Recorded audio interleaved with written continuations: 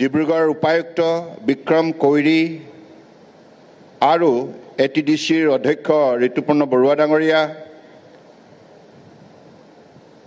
Dibrugarh mayor doctor চৈকত পাত্ৰ ডাঙৰীয়া, special secretary two CM ৰাজ চক্ৰৱৰ্তী ডাঙৰীয়াৰ লগতে এই অনুষ্ঠানত উপস্থিত থকা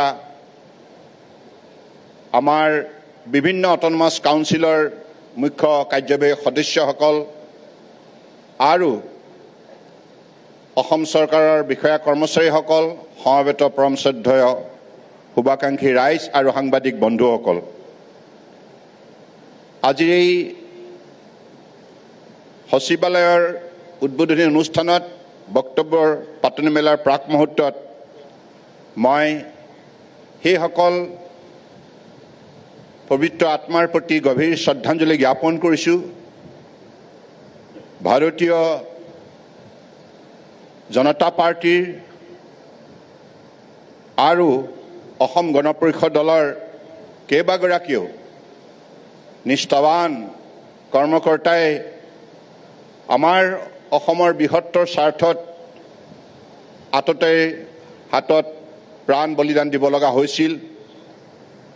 প্ৰয়াত জয়ন্ত দত্ত, লগতে প্ৰশান্ত গগৈ, বীৰেন ফুকন আৰু থানেশ্বৰ গোহাঁই আৰু নৰেন দিহিঙীয়া, এখেতসকলৰ প্ৰতি মই গভীৰ শ্ৰদ্ধাঞ্জলি জ্ঞাপন কৰিছোঁ।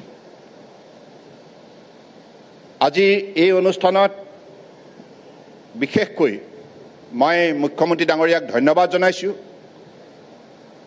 জয়ন্ত দত্তৰ নামেৰে এটি পথৰ আজি নামাকৰণ কৰাৰ লগতে উদ্বোধনো কৰা হ'ল আৰু এই পথছোৱা ডিব্ৰুগড় চহৰৰ মাজত ইয়াৰ সুন্দৰ ৰূপ দিয়াৰ বাবে অসম চৰকাৰৰ তৰফৰ পৰা 25 লাখ টকা ধাৰ্য কৰা হৈছে।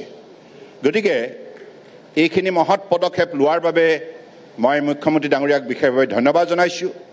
আৰু লগতে আজি এইটো যি সচিবালয়, খুব ভাল লাগিছে মোৰ এইটো কাৰণে, বৰাক ব্ৰহ্মপুত্ৰ পাহাৰ ভৈয়াম একাকাৰ কৰাৰ যিটো দৃষ্টিভংগী আৰু আজি মুখ্যমন্ত্ৰী কাৰ্যালয় কেৱল দিছপুৰতেই সীমাবদ্ধ নাৰাখি মানুহৰ জনসাধাৰণৰ মাজলৈ লৈ যোৱাৰ যিটো প্ৰৱণতা, এইটো এটা মহৎ প্ৰচেষ্টা।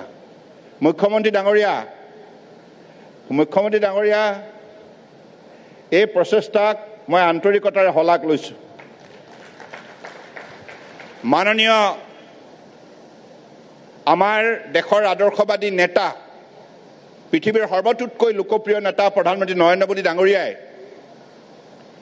সদায় এটি কথাত বিশেষভাৱে গুৰুত্ব আৰোপ কৰি আহিছে।